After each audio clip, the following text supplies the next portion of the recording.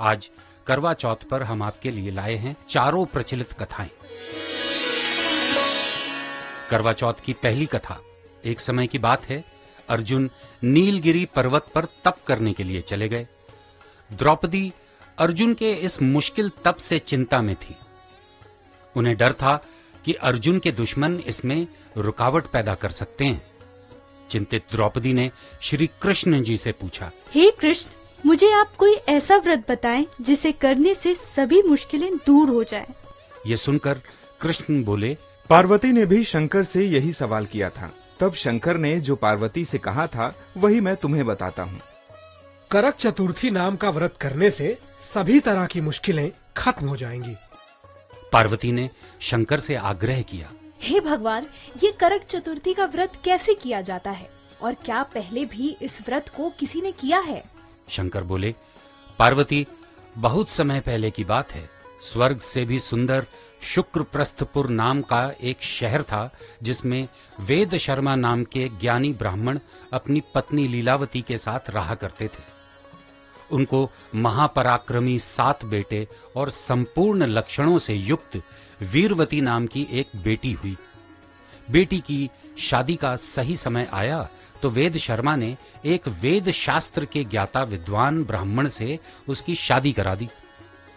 इसके बाद वीरवती ने अपने भाइयों की पत्नियों के साथ गौरा का व्रत किया।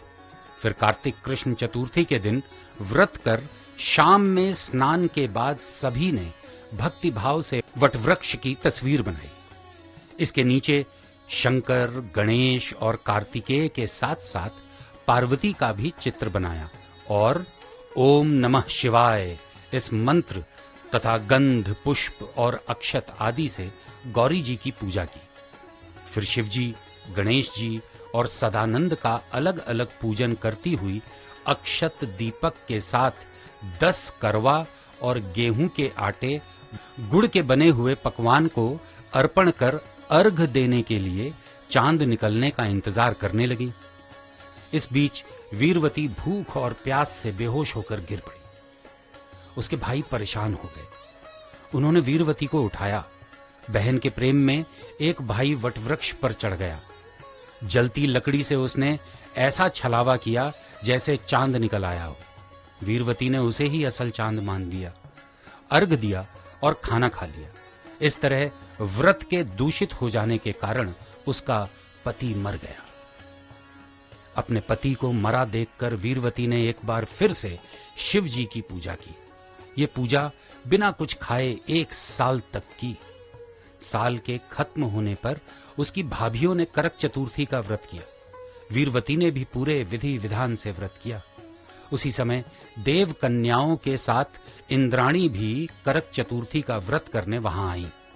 वीरवती ने इंद्राणी को अपनी आप बीती सुनाई।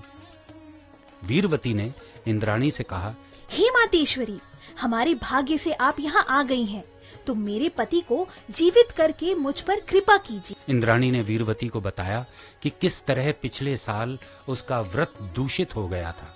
अब तुम अच्छे से इस साल का करक चतुर्थी व्रत करो, मैं तुम्हारे पति को जीवित कर दूंगी।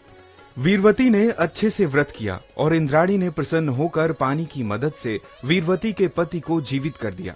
वीरवती के व्रत से ही उसके पति को जीवन मिला, इसलिए तुम भी इस व्रत को विधि विधान से करो। द्रौपदी ने कृष्ण के कहने पर करवा चौथ का व्रत किया। इसके बाद ही महाभारत में कौरवों को हराकर पांडवों ने अपना राज्य हासिल कर लिया। करवा चौथ की दूसरी कथा।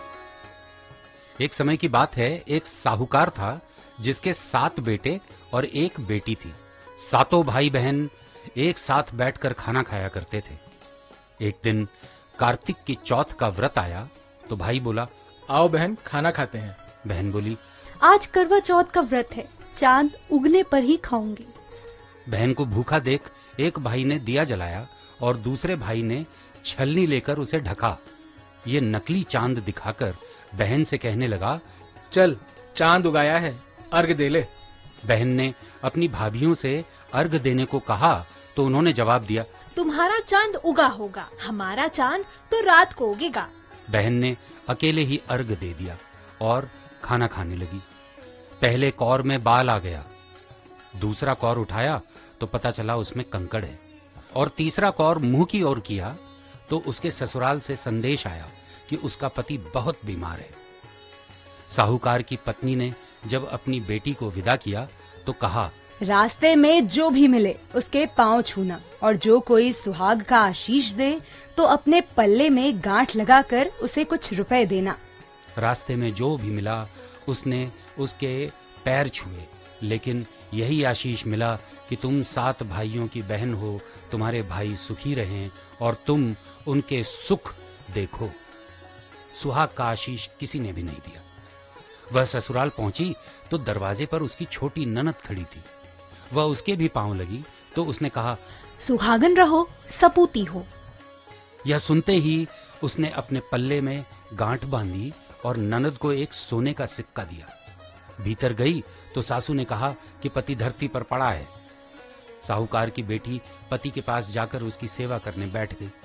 समय बीतता गया और मार्गशीर्ष की चौथ आ गई।